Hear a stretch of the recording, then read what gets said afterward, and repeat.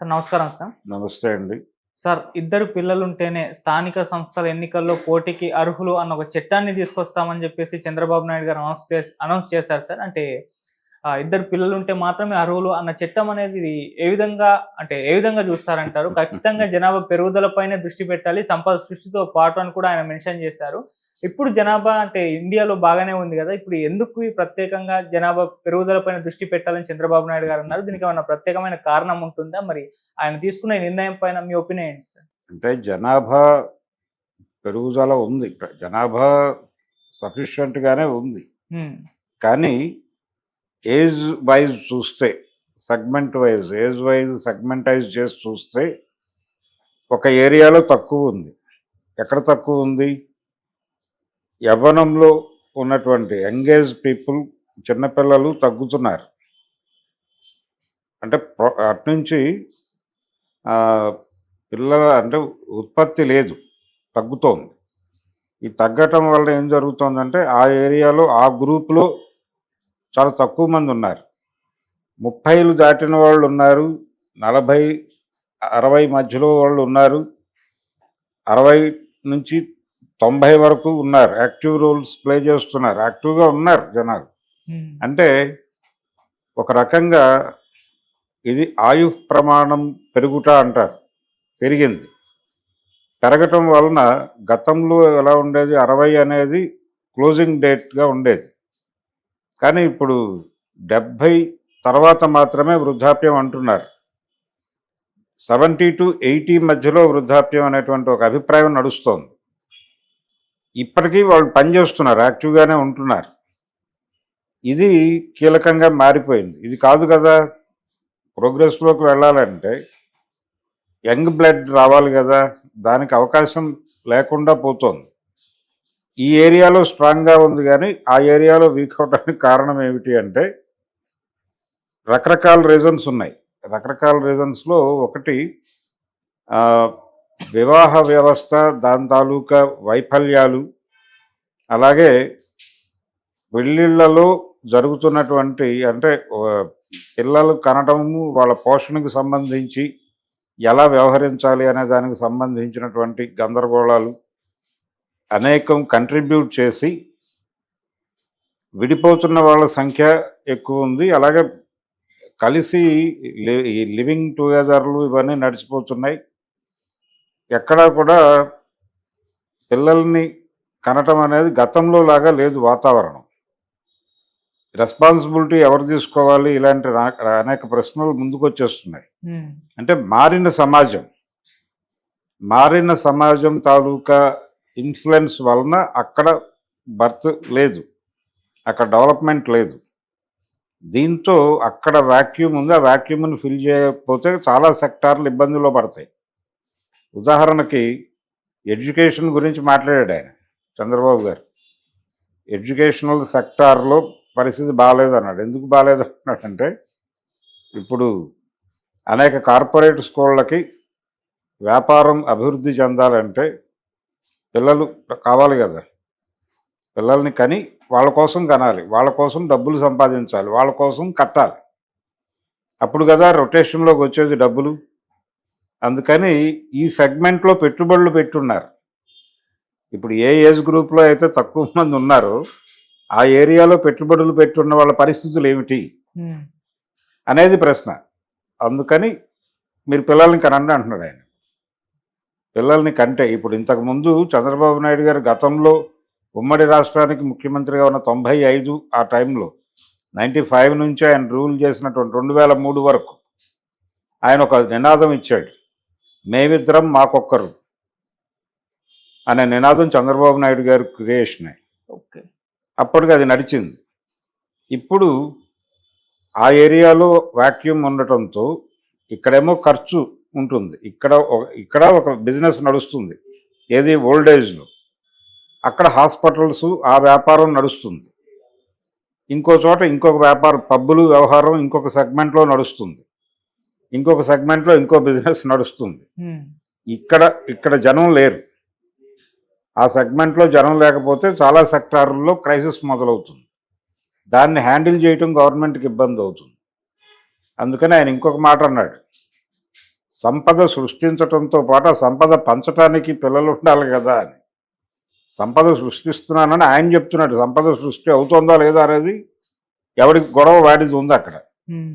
అయితే ఇది వాళ్ళకి ఇవ్వాలి కదా, పంచడానికి కావాలి కదా అంటున్నారు. పంచడం అంటే ఇన్వెస్ట్ చేయటం, వాళ్ళ మీద ఖర్చు పెట్టాలి కదా, రోజుకింత ఖర్చు పెట్టాలనేది మార్కెట్ ఎకానమీ ప్రోగ్రామ్.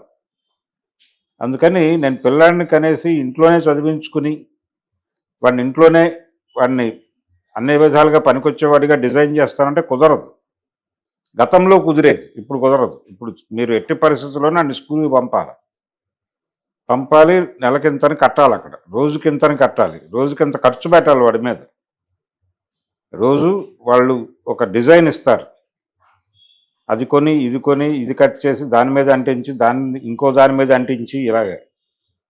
ఇది ఈ వర్క్ అంతా ఫిలప్ చేయడానికి రోజుకు ఒక 500 వాడి మీద ఖర్చు పెట్టాలి. అప్పుడు మార్కెట్ నడుస్తుంది. దీని మీద ఇన్వెస్ట్మెంట్ పెట్టినటువంటి దుకాణాలన్నీ నడుస్తాయి. లేకపోతే అవన్నీ పడుకుంటాయి. ఇప్పుడు వాళ్ళందరూ కూడా అన్ఎంప్లాయ్ అయిపోతారు. వాళ్ళందరినీ ఎక్కడ లొకేట్ చేయాలి, ఎక్కడికి తీసుకెళ్ళి వాళ్ళందరినీ రీలొకేట్ చేయాలనేది సమస్య కదా, అది ప్రభుత్వ సమస్యగా మారుతుంది. అందుకని ఆయన కనండి పిల్లల్ని ఉద్యమ స్ఫూర్తితో తీసుకోండి అంటున్నాడు. కానీ ఉద్యమ స్ఫూర్తితో తీసుకోవడానికి సమాజం సిద్ధంగా ఉందా? మారిన సమాజంలో మారిన విలువల రీత్యా ఆ రెస్పాన్సిబిలిటీస్ తీసుకోవడానికి ప్రపంచం సిద్ధంగా ఉందా అనేది చూడాలి.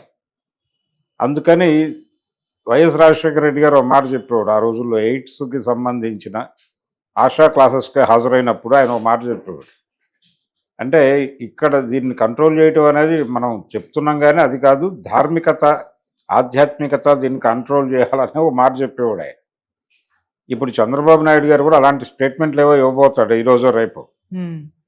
అంటే మనం టువర్డ్స్ ధర్మము, టువర్డ్స్ సనాతనము ఇవన్నీ అలవర్చుకోవాల్సిన అవసరం ఉంది అనేసి ఈ విలువల్ని అంటే ఈ చెదిరిపోతున్న విలువల్ని తిరిగి నిలబెట్టే ప్రయత్నం ఏదో చేస్తాడు. చేస్తే అదొక క్రైసిస్ మొదలవుతుంది సమాజంలో. అదన్నీ ఆయన ఆలోచించడం లేదు. మార్కెట్ ఎకానమీ వాంటెడ్గానే ఇలాంటి గందరగోళాలు క్రియేట్ చేస్తుంది. ఆ క్రియేట్ చేసిన సందర్భంలో ఎలా ట్రావెల్ అవ్వాలి అనేది అర్థం కాక గందరగోళం ఏర్పడుతుంది. అలా ఒక గందరగోళం ఏర్పడింది సమాజంలో. ఇప్పుడు ఆ గందరగోళాన్ని ఎలా హ్యాండిల్ చేయాలి అనే దానిలో ప్రభుత్వాలు కూడా గందరగోళం పడుతున్నాయి. ఆ గందరగోళం తాలూకా ప్రతిఫలనమే చంద్రబాబు నాయుడు గారి ప్రకటన. దాన్ని ఆ కోణంలోనే అర్థం చేసుకోవాలి. అందుకని ఈ మాట ఆయన ఒకటే కాదు, దేశవ్యాప్తంగా ఉంది ఈ సమస్య. ఆంధ్రప్రదేశ్కు, తెలంగాణకు సంబంధించిన వ్యవహారం కాదు ఇది, దేశవ్యాప్తంగా ఈ క్రైసిస్ ఉంది. ప్రధాని మోడీ గారు కూడా ఈ మాటలు చెప్పాడు ఆల్రెడీ. ఇప్పుడు గతంలో ఎర్ర త్రికోణం అని ఉండేది. 2 లేక 3 చాలని వినలేదా అనేవాళ్ళు, అందుకంటే ఎక్కువ కనకూడదు అని. దీనికి అదర్ సైడ్ ఇంకొక సిద్ధాంతం ఉంది. ఇది మార్కెట్ ఎకానమీ, ఆ సెగ్మెంట్లో వచ్చిన క్రైసిస్, దాని నుంచి వీళ్ళు మాట్లాడుతున్నారు. పిల్లల్ని కనండి అని ఎన్టీ రామారావు ఇంకొక యాంగిల్లో చెప్పాడు. ఆయన గొడవ ఏంటంటే సమాజంలో సంపద అక్రమంగా పంపిణీ అయి ఉండటం వలన దరిద్రం ఉంది తప్ప భారతీయ సమాజంలో ఇక్కడ ఉన్నటువంటి ప్రజలకి సంపద అంటే వాళ్ళని పస్తు ఉంచనంత సంపద ఉంది. ఇక్కడ పుట్టిన ప్రతివాడికి అన్నం పెట్టే సమర్థత ఈ భూమికి ఉంది. కానీ ఈ సంపద అక్రమంగా పంపిణీ అయి కొంతమంది చేతుల్లోనే ఉండి ఎక్కువ మంది సంపద బయట ఉన్నారు. ఎక్కువ మంది సంపద బయట ఉన్నప్పుడు వాళ్ళందరూ దరిద్రంలో ఉన్నారు. వాళ్ళు ఈ దరిద్రంలో నుంచి ఎక్కడ తిరుగుబాటు చేస్తారో అనే ఉద్దేశంతో వాంటెడ్గా పిల్లల్ని కనొద్దు అని చెప్తున్నారు. వాళ్ళని డైవర్ట్ చేయడం కోసం మీరు పిల్లల్ని కనటం వల్ల దరిద్రం వస్తుందని వాళ్ళ చేత బర్త్ కంట్రోల్ ఆపరేషన్ చేయిస్తున్నారు మీరు అని ఒక ఆర్గ్యుమెంట్ చేసేవాడు ఆయన. అలాంటి ఆర్గ్యుమెంట్ చేసే ఓ సినిమా విషయంలో గొడవ పడ్డాడు ఆయన. తాతమ్మ కళ, బాలకృష్ణ గారి మొదటి సినిమా, అది బ్యాన్ అయింది. ఆ సీన్ తీసేసిన తర్వాతే సినిమా రిలీజ్ అయింది. ఆ అభిప్రాయం ఆయనలో ఉండేది. అందుకనే ఆయన తర్వాత కూడా బర్త్ కంట్రోల్ ఆపరేషన్ల మీద విచిత్రంగా మాట్లాడేవాడు.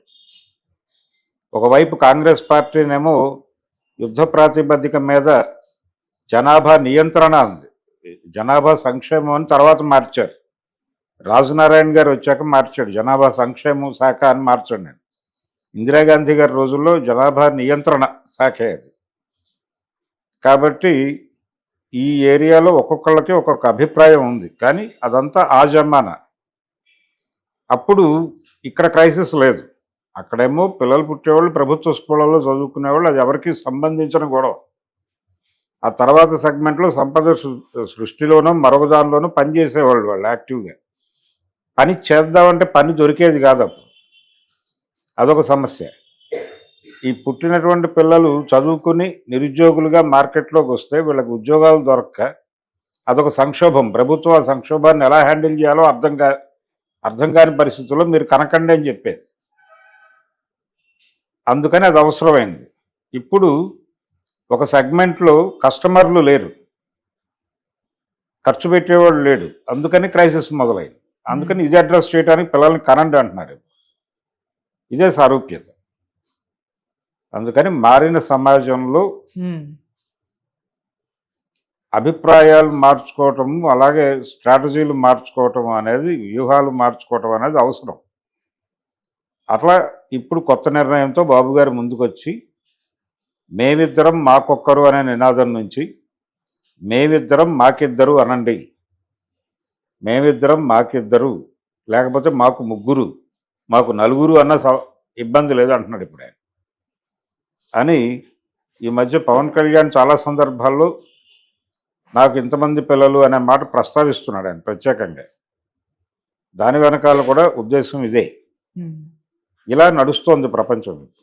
ఇది ఒక తాత్కాలికమైనటువంటి క్రైసిస్. ఇది మేనేజ్ అయిపోయిన తర్వాత మళ్ళీ కోర్ ఐడియాకి వస్తారు. వీళ్ళకి